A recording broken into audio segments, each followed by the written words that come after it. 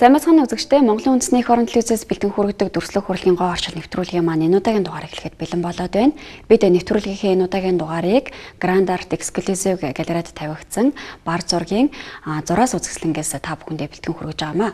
Тэгэхээр соёл урлагийн их сургуулийн дүрслэг хурлын сургуулийг Монгол зургийн ангиар төгссөн. За одоогоор Австрийн Венагийн дүрслэг хурлын магистрант зураац Отхон Батын өөрийн бие даасан зураас үзэсгэлэнгээр та бүхэн аялахын зэрэгцээ мөн барлаг хурлаг гэж юу болох талаар манай нэвтрүүлэгтэй хамт байснаар мэдэх боломжтой юм. Ингээд нэвтрүүлэгтээ анхаарлаа хандуулна.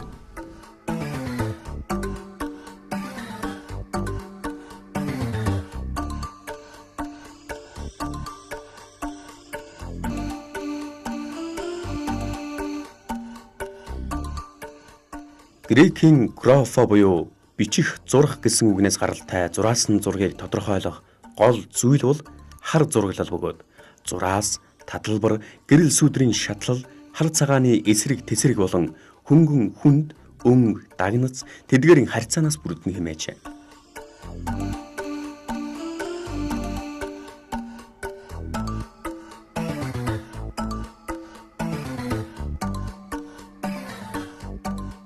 Зураасан зургийн бие даасан төрөл болох станкри график буюу бар зураг нь мод төмөр чулуу зэргийг сийлж дардас болгон материал дээр буулгах үйл явц юм. Энэ нэг талаараа одоогийн бидний ашигладаг тамга даргатай агаар нэг юм. Барын ачаар олон дардас хийж бүтээлийг хичнээн ч олшруулж болно.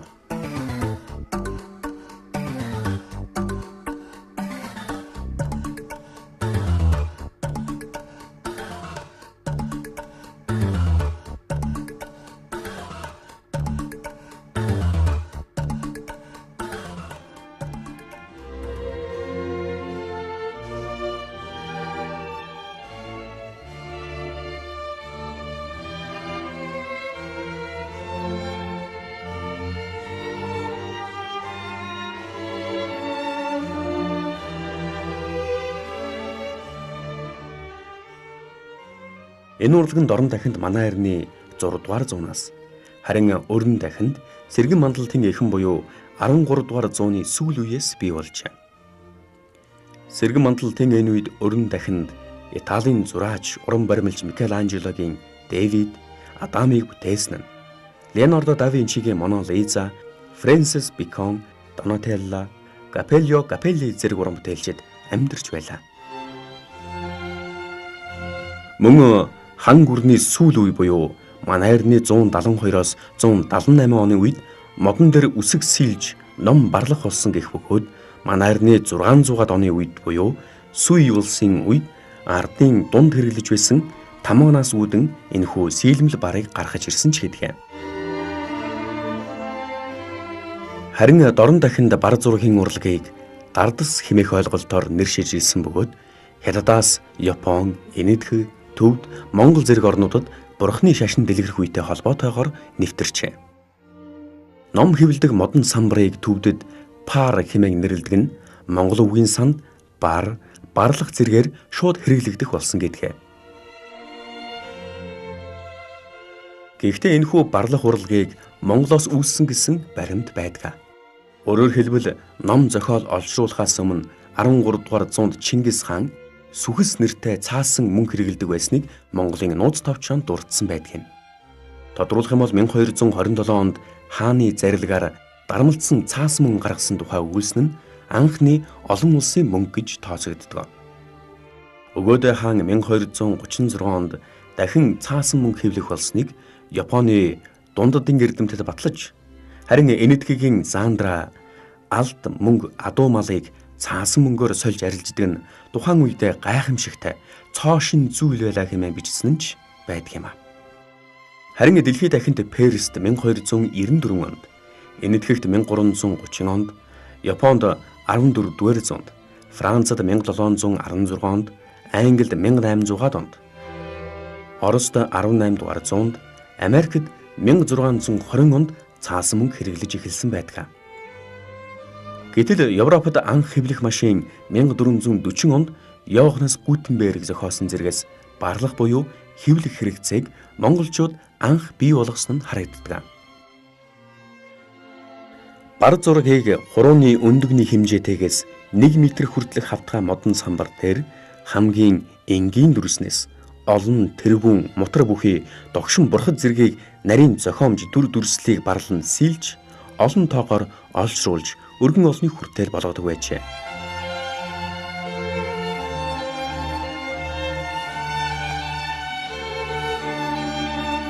Юуны өмнө барлах зүйлэн мод чулуу зэрэг дээр урвуу буулган зурж дүрс зураасуудыг үлдээн бусад хэсгийг ухаж сийлээд дараа нь цаас, даав, торог зэрэг дээр улаан зос хар бэхээр дардас суулган хэвлэнэ.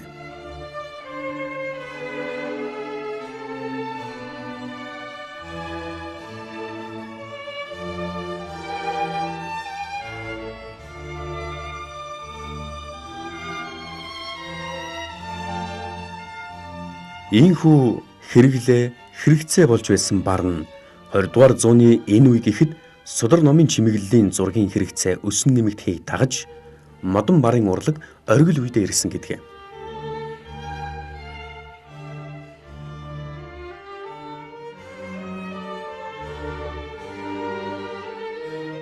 Үүнээс хойш төмөр бар, чулуун бар зэрэг үүсч өдгөөн барлах урлаг болсон байна.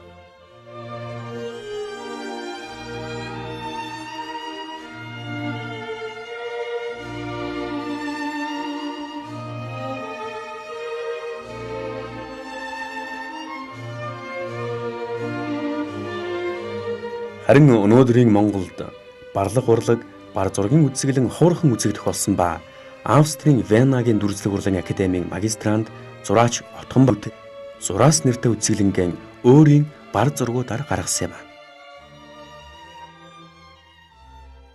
Энэ удаагийн үзэсгэлэн дээр болохоор би 6 жил Австрид сурж байхдаа одоо би сурж байгаа юм төгсөх оюутан бар зургийн анги болон графикийн анги төгсөж байгаа. Магистрийн анги төгсөж байгаа. Тэгээд 6 жил тэнд сурж байгаа хугацаанд бүх хийсэн бар зургийнхаа үзэсгэлэнгэрийн зураас нэртэй гэр нэрлсэн. Одоо миний өөрөө ирэхгүй бодогдож байгаа зүйл гэхэлэр 20 жилийн өмнө одоо отгогийн минь аав Бата гэж хүн манай гэрт ингээд орж ирээд хадаг бариад охиноо ингээд шав болгож өгч байсан. Тэгэхэд жоохон 10 хэдхэн настай охин ингээд над дээр ирээд одоо анхны зургийн хичээлүүд заалгаад бүр манад байгаад тий ингээд надтай хамт аюу удаан байж ингэж дүрслэгт бэлдсэн байхгүй би тэр. Тэгэд тэр бэлэг дэмбэрэлтэй ч байсан юм уу мэдгүй өнөөдөр ингээд отгоо маань бас яг график зураач болсон. Яг графикийн мэргэжил эзэмшээд ингээд байж байгаа нэг айгу сонин сэтгэл төрж ийн л та надад. Яагаад би зураас нэртэйг нэрлсэн бэ гэхээр зүгээр л энгийнээр бодоход зураас татуулаад явал тэгэл зураасаа татуулаад ирсэн те. Би зураасаар илүү их өөрийнхөө уран бүтээлээ илтгэж гаргадаг болохоор тийм утгаар би өөрийнхөө үзэсгэлэнг нэрлсэн. Зураас гэдэг маань өөрөө одоо хүн болгоны одоо зураач уран бүтээлч хүний ингээд зураас болгон амьтай байдаг те. Тэгээд тэр хүн одоо зураач нь өөрөө хинбэ гэдгээс тэр зураас болгон өөр байдаг. Одоо жишээлбэл судлаачид буюу бид нар одоо зураач нар олон жил ажилласан хүмүүс бол бие биенийхээ зураасаар танина. Гарынхаа үсгийг зурхгүй байгаад одоо ингээд зурцсан байхад хараал өвн эннийх байна гэдэг бичлэлт тавилт гэдэг нь одоо зураас гэдгээр танигддаг байхгүй юу.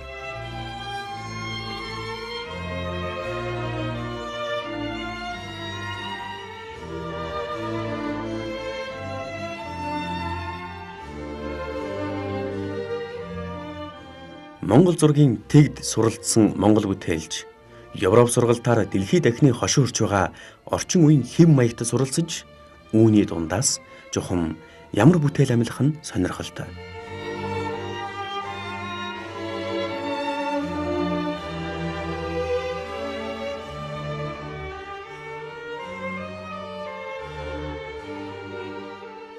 Би бол анхудаа бол Монгол зургийн анги гэл грунт ягаал тэр бол тэгтээ тэрнээс би маш их гоё юм сурсан. Тэрэндээ баярлаж явдаг. Тэрнийхээ үндсэндээ би ч гэсэн одоо ингээд цаашаа одоо ингээд ирчлэгдээд явж байгаа.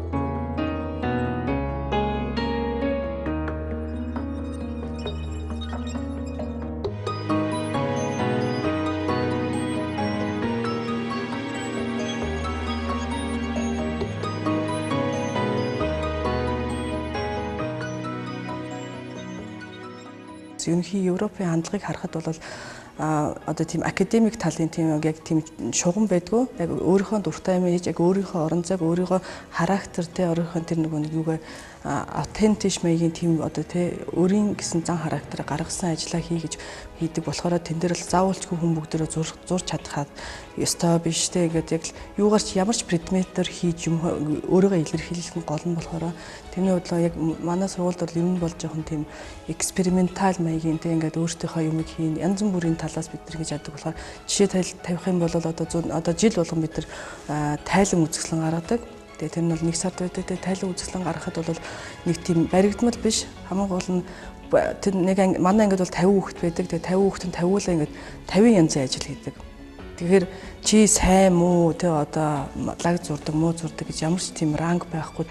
Ялтчгүй тэр хүн Монгол юм байгаа байхгүй. Тэгээд тэрэн дээр нь Европ нөгөө школ нь тий. Одоо Европ амьдрал, Европын тэр үзэл бодол мэдээж хэрэг Монголд цэвэр Монголдо байж байгаа хүний одоо ертөнцийг үзэх үзэл Европоор амьсгалаад тэрүүгээр байж байгаа хүний Монгол хүний үзэл бодол чинь бас нэг өөр болж ирнэ шүү дээ тий. Тэгэхээр энд надад таалагдж байгаа юм нь одоо Монгол юм дээрээ тэр Европоос авсан юм хоёр ингэж холилдож хийгдэж байгаа тийм үү.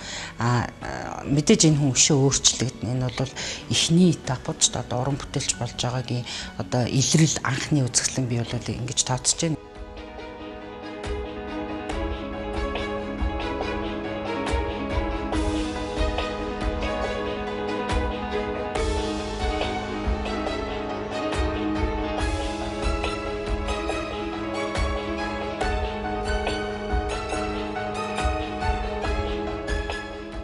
Яг тэр технологи 3 төрлийн анги байдаг.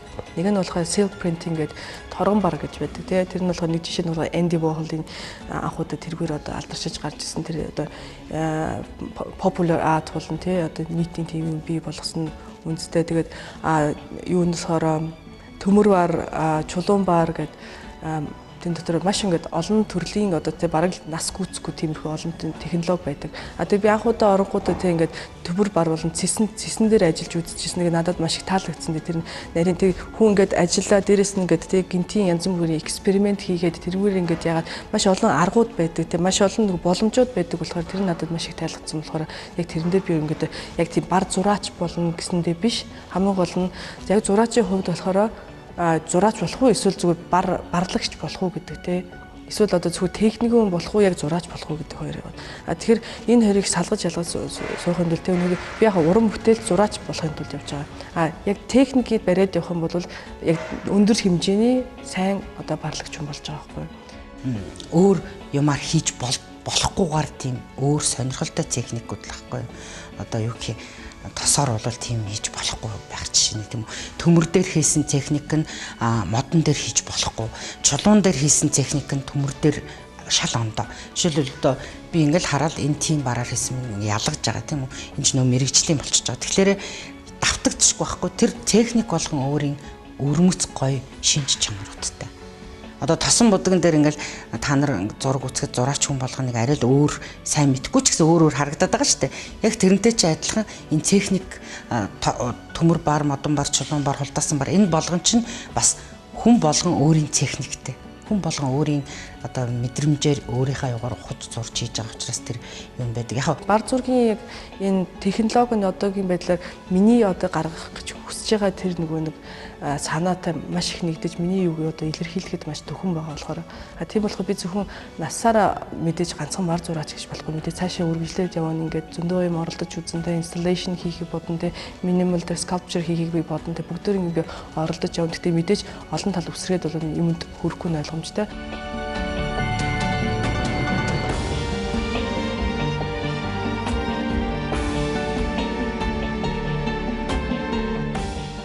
Үнэхээр уран бүтээлч бүр өөрийн дотоод ертөнцийг нээхэд хамгийн зөв замыг сонгодог. Зөв зам нь тухайн бүтээлийг туурвах техник, чиглэл, сэдэв, санаа зэрэгээс амилна. Харин бүтээлч Отгон баярын сэдэв санаагаан илэрхийлэх арга нь бар зураг байлаа.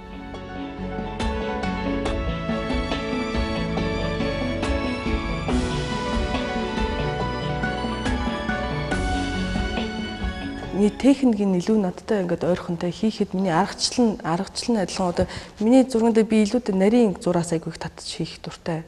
Тэ нарийнаар юм хийж хүнийг ингэж яг тэр нарийн зураас нь илүү одоо төмөр барч юм уу тэ чулуун барнд илүү ойрох болохоор яг тосон будгаар би ажиллахаар миний яг тэр ихтгэл гарч ирч чадахгүй ч юм уу тэ. Тийм болохоор хүн яг урлагийн салбарт болохоор чи тэ заавалчгүй тосон будгийг тэрнийх энийх хэрөөсөө тэр хуваах ямар шаардлага байхгүй. Чи яг юугаар ч өөрийгөө илтгэж болно шүү дээ. Яг өөрийгөө тэ ямар ч технологиор ч өөрийгөө илтгэж болох байхгүй. Гэхдээ хамгийн гол нь тэн дотроос яг чамд яг таардаг хувцас л болох хэрэгтэй байхгүй.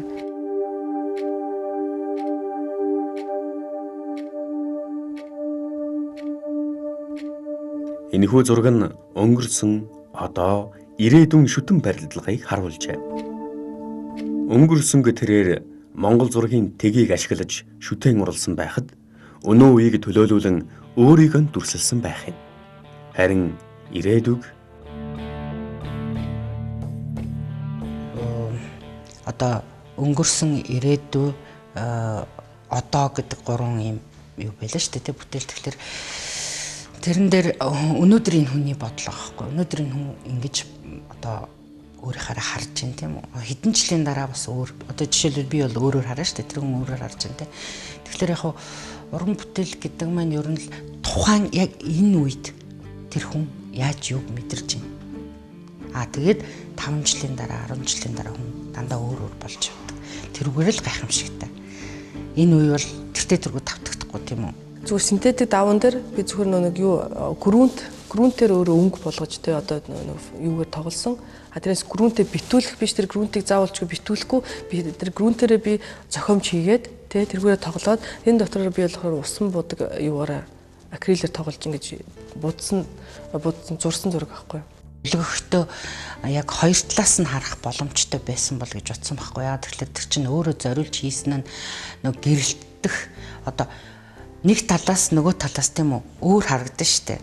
Хүн анжигл бол нэг зураг юм шиг артлаас нь харах нэг ондоо нөгөө талаас нь харах. Тэгээд ингээ гэрэлтэж байгаа юм чинь нэгэн тал тэгж хийсэн юм чи уг нь харуулгатай ч гэсэн яг хоёр талаасаа байвал уг нь их зүгээр юм да гэсэн даа ч нөгөө болцсон байхгүй. Ханд өлөхөөс өөр аргагүй байхгүй. Нөгөө тасагтайгаа зурган дээр болох 8 төрлийн одоо юм юу цуврал зураг гаргасан байгаа бас яг энэ үндсэн дээр би хийгээд мэдээж бас технологи илүү бас хүмүүст ингээ ойрт хэлүүлэхийн тулд илтгэхийн тулд одоо эхний одоо идэл дээр гаргасан бар зураг тэгээд жишээлбэл аквадинта хүртэл ийм процесс явагддаг гэсэн утгаараа бид 8 ширхгийг ингэж цуврал хийгээж гаргасан.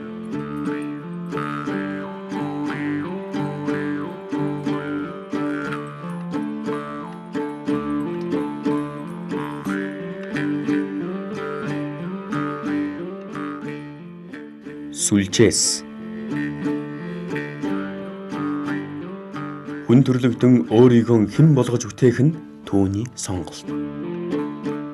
Эхээс хүй тасалсан цагаас эхлэн хүн өөрийгөө баг багаар сүлжсээр магадгүй сүлжиж дуусалгүй хорвоог орхидог тухай энэ зурагт өгүүлжээ.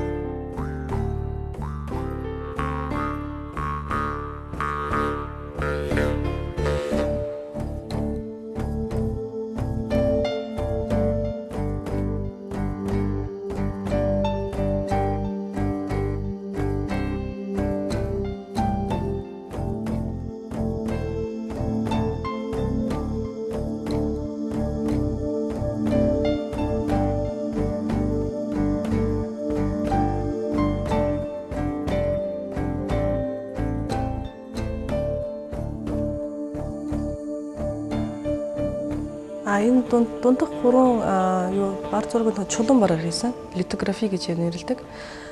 Технологийн хувьд болохоор өөхөн чулуу гэж нэрлэдэг. Би одоо яг тусгай технологиор шахсан юм чулуунууд байдаг. Одоо нэг бушны чулуу шиг нэг юм чулуу авчих юм бол насаараа л одоо барлах тийм боломж байдаг.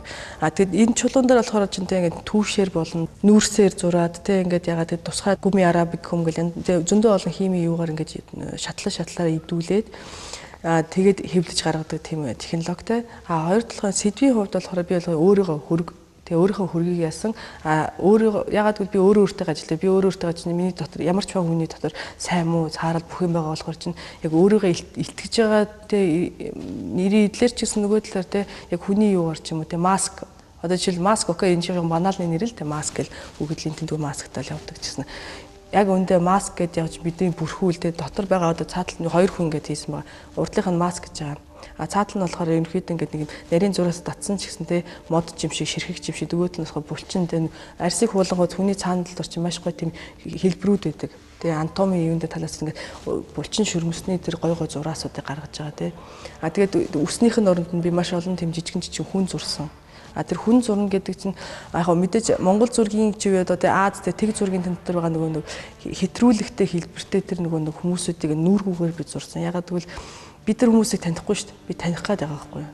Тэгээ хоёрт нь тэр олон үснүүд гэдэг чинь үс дандаа л ургаж лээ. Хүмүүс дандаа ургаж лээ дээ. Бид нар ингээл нэг дэлхий тэр бүгдээрээ алалцаал ургаал үхэл гэж бүгдөө ингээл ширэнгөө өнөдөө хийгээл яваад байгаа байхгүй. Тэгэл нөгөө дэлхийн ингээд хөмсгөн зангидсантай ингээл нөгөөтгөө шимж хитэн дэлбэлэн тэгэл яг тийм утгаар би ингээд яг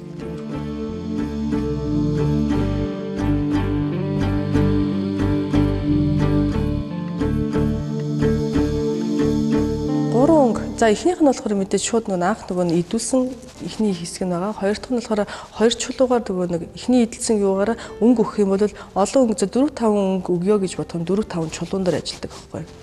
Тэгээд эхний дараалтаа хэлээ дараагийн өнгөө өглөө тэрний дараагийн өнгөлтөө өсөрөө тэр чинь өнгө нь гарч ирдэг. Тийм болохоор яг бар зураг бол яг үндэ ярих юм бол маш их гар ажиллагаатай. Маш их хүнд бараг л нэг фитнес болчдөг тий. Одоо жишээлбэл чулуун барыг чинь хийхэд чинь ингээл цэвэрлэн эхлээл тэр нарийн тэр нөгөө үрцээр тий ингээд 3 төрлийн үрцээр эхлээд яа тэгэл бүх юм цагтаа юутэй системтэй хийдэг тий. Тэгэл тэрийг цэвэрлэн угаан тэгэл ингээл шажигнуулаад яг чинь өдөржингөөл одоо нэг чулуун дархан юм шиг бид нар чинь ажилдаг тий. Тэгээд нөгөө том төмөртөөгөө ноцолдон тэрэн дээр төмрөөрөө сэлбэр хийж байгаа юм шиг зурна. Тэгээд чулуун баран дээр ч юм болохоор чинь бүтэн өдөрт цэвэрлэн маргааш хатаана тэрийнхээ идүүлнэ гэл процессын хувьд болохоор энэ бараг идүүлж янз барлтал 1-7 хоног доотлон ноцолдно. Зураг гаргана гэл эн чинь маш их ажиллагаа явуулдаг. Зарим хүмүүс яг бар зураг бол ингээд барлаад хайчдаг гэж хэлдэг л дээ. Тэгвэл тэр яагаад өнөөдөр барлаад гэж ярьсан энэ хүн тэр 2 муу 2-7 хоног маш их ажиллаж байгаад те би хүчний хөдөлгөөр тодорхой нэг бас толгойч ингээд яг өндөө уран бүтээлч бид нар бол 24 цаг ажил дуртай юм болохоор яг энэ чинь нөгөө өөрийнхөө юмд орол цаг хугацаа мартаал явчихдаг л та. Үнэхээр тийм ээ. Хүссэн хэмжээгээр хувилж олшруулах боломжтой гэж үздэг энэхүү барлах урлагт хүнд хэцүү техник ихтэйгэн дээр өртөг өндөртэй цаг хугацаа их шаарддаг залж залруулах боломжгүй. Эхлээд бар зурагч нь бол юмыг олшруулахын төлөө гарсан байхгүй одоо ном хэвлэх ч юм уу тэгээ олон хувь нэг юм хийхэд бол гарч ирчээд сүулдэ болоод ирэхлээр хөгжөөд энэ маань өнөөдөр бүр цэвэр урлаг болчиход байхгүй. Ерөнхий би болохоос суурэ босгочоод тэнгүүдээ тэрэн дээр ингэ тоглож эхэлдэг. Тэнгүүд энэ өнгөнд харах юм тэр өнгөнд харах юм байна те ингээд явахаараа хаяадтай ингээд өөрөөсөө яг тооцоолоогүй ч юм уу бодоогүй аюу тийм гой эффектүүд гарч идэг болохгүй бар зурган дээр. Жишээлбэл түрүүн хэлж татгаа. Одоо энэ 8 ширхэг юм бүтээл байгаа боловч бүгд давтагдахгүй нэг. Яг бол энэ бол процесс нь тийм үү. Барлаад гаргацдаг тэн дотор барлалын хэмжээнд те мэдээ зохих хэмжээний үнэн байгаа. Мэдээж эн чинь даралт болгондоо ондоо гарч байгаа тэр болгоныгоо бид нар зохих хэмжээний үнэлж явдаг. Бусад өөр одоо үзгээр юм уу харандагаар зураад гарахгүй тэр техникүүд байгаа штэ тий. Тэр санамсаргүйг тоглоод гэж яриад штэ. Тэр болгоно нь нөгөө тоглолтоос үүсдэг тэр гоё техникүүд гарч ирдэг. Тэрэндээ л сонирхолтой болсон байгаа байхгүй. Бар зурагт даралт болгон нэгэн шинэ бүтээл болж даралт болгонд бүтээлж өөрийн шинэ технологиудыг шингээж өгдөгөр хэн онцлогтой. Гэхдээ өнөөдөр нүүдэлжтээс гаралтай хэмээгдэж байгаа энэхүү барлах урлаг Монголд төдийлөн сайн хөгжиж чадахгүй байсаар. Тийм техник технологи дээр одоо Монголд өнөөдөр өчнөн олон график зураач байгаа боловч адаглаа чулуун бараа машин гэж юм байхгүй тий. Тэр нь бол яг үндэ нэг их мөнгө биш л тий. Дор хаж манай барын тийм одоо урлан байхгүй шүү дээ. Бар баралдаг урлан байхгүй. Одоо жишээл зураасан зургийн ангийн урлан гээд одоо тэр технологийн хувьд бол нэг яг тийм хангалттай биш аахгүй юу? Дээрэс нь Монголд өнөөдөр одоо график чиглэлээр уран бүтээл хийхэд аюу хүндрэлтэй. Яагад бол техник, технологи одоо материалын хувьд юмнууд нь олддоггүй, бүр цаас будаг одоо жижигхэн юм л хүртэл байдгүй. Дандаа гаднаас учрна хятад дурдч бас олддоггүй. Тэгэл дандаа Европын орноос аюу зовлонтойгоор бүх юм шийдэгдэг учраас аюу олон одоо төгссөн зураач нар олон юм их хүсэлтэй хүүхдүүдэд бас нөгөө материалын бааз байхгүйгээс болоод энэ уран чиглэлээр уран бүтээл хийх нь их ховор болчиход байна л да.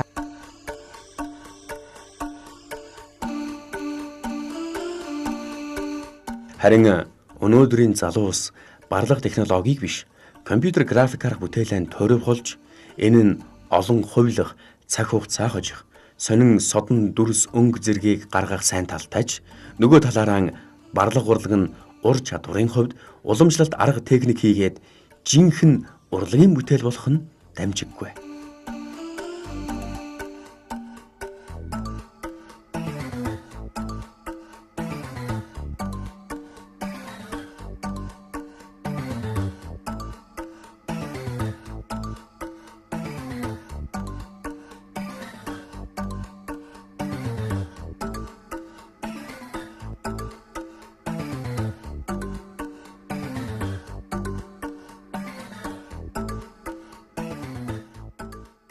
Ийхүү хэрэглээний төвшөнд байсан барлах урлаг өнөөдөр урлагийн төвшөнд хэрхэн хүрснийг та манай нэвтрүүлэгтэй хамт байснаар мэдэж авлаа. Мөн та бүхэн Австрийн Венагийн төрөлх урлагийн магистрант зураач Отгонбатын зураас үзэсгэлэнгээс хүргэсэн сурвалжлагыг хүргэлээ.